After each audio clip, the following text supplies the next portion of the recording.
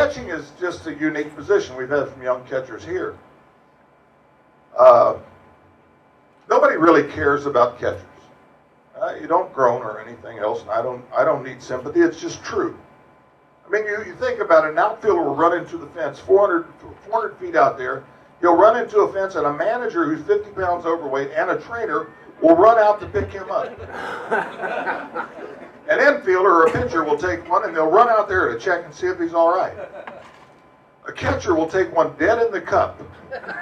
You can't find a manager and a trainer, but they're in the dugout saying, why don't we get a cup of coffee?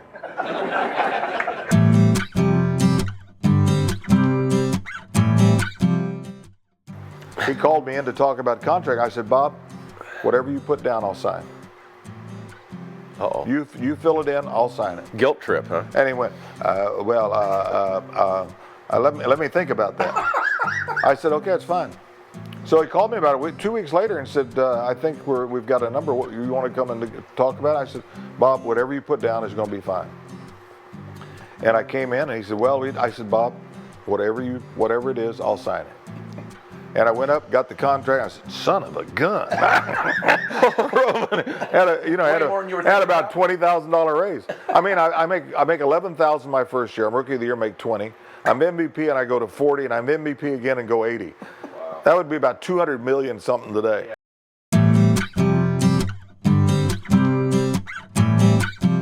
One of the biggest changes in my career was they found a spot on my lung in September 1972, and I had, they did the test and they couldn't get to it and didn't know what it was.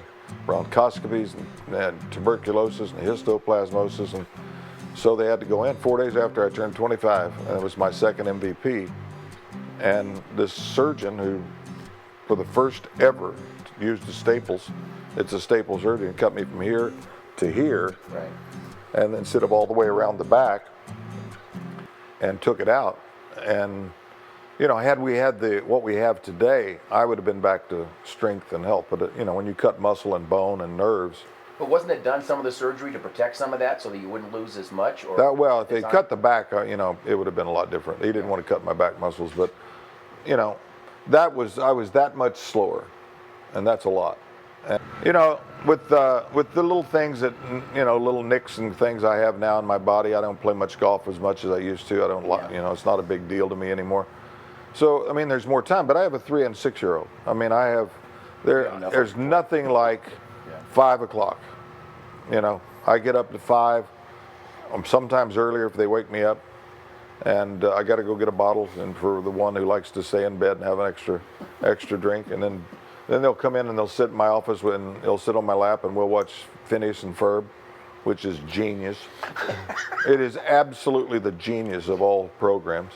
And I take them to school. I go have breakfast, and they come back after school, and we shoot hoops. Justin makes it on a 10-foot goal now. We putt. We play soccer. I'm gonna coach this year's team. Parade. Parade. Yeah, we had Binger. Sharon Scott called me and she said, "Well, it is our 5-year reunion, and you were class president. And as class president, it's up to you to put this together." I said, "Well, as class president, I hereby appoint you and Sue to run this." And she said, "Here's what we got. We're going to get everybody to bring a covered dish and put in $3.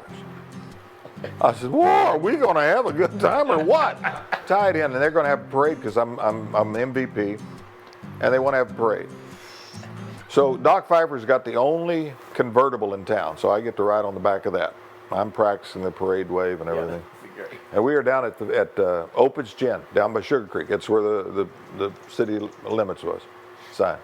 So we're down there, and we've got the cotton trailers and fire truck chicken and wires, and we've got the Bunton Williams as the police chief. He's going to lead the way, and he's got his big red light on top, and they've got those tissues dyed, Johnny Bench MVP, and all this stuff. And so here we take off, and we get uptown. Nobody's there. Everybody is in the parade. Well, except for 3 drunks that come out of Mike's bar and go, "You're the man, Johnny." And we make a U-turn at the police station and come back by and we wave at each other. You know, one of the great lessons in life I learned was I made All-State in basketball. You could only do it your senior year in Oklahoma. And I get called down to the superintendent's office, which is kind of scary. Why would they call me the superintendent's office? Well, I walk in and the junior high principal there, his name is Hugh Haley. We called him Sociable. And he looked up and he said, "John, I just want to tell you, you made All-State in basketball." And I think he was happier than anybody because, I mean, he took me places to football games, the all-college tournament in Oklahoma City. They'd give me $5 for hot dogs. And he and Del Carey. So I come out of the office, and I am this high off the ground, made All-State in basketball. Only the second kid ever in Binger to do it. And here's Sandra Croy, good-looking junior. And I said, uh-huh. So I walk up and I say, "Sandra, guess what? Made All-State in basketball." She said, "So somebody had to make it." Never expect people to be impressed with who you are or what you've done. So after that class reunion, I went back about, I don't know, 5, maybe a little longer, 20 years later, maybe. So I go back in and I walk into the lobby and there's Sandra Croy, still looking really good. And I went over and hugged and kissed her because I can do that now. I'm a star. Of course you are. And I said, "Thank you. You taught me a very valuable lesson."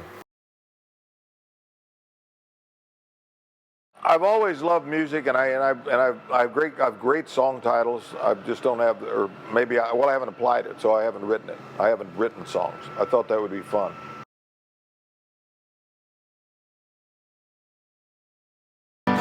I'm all alone in romance.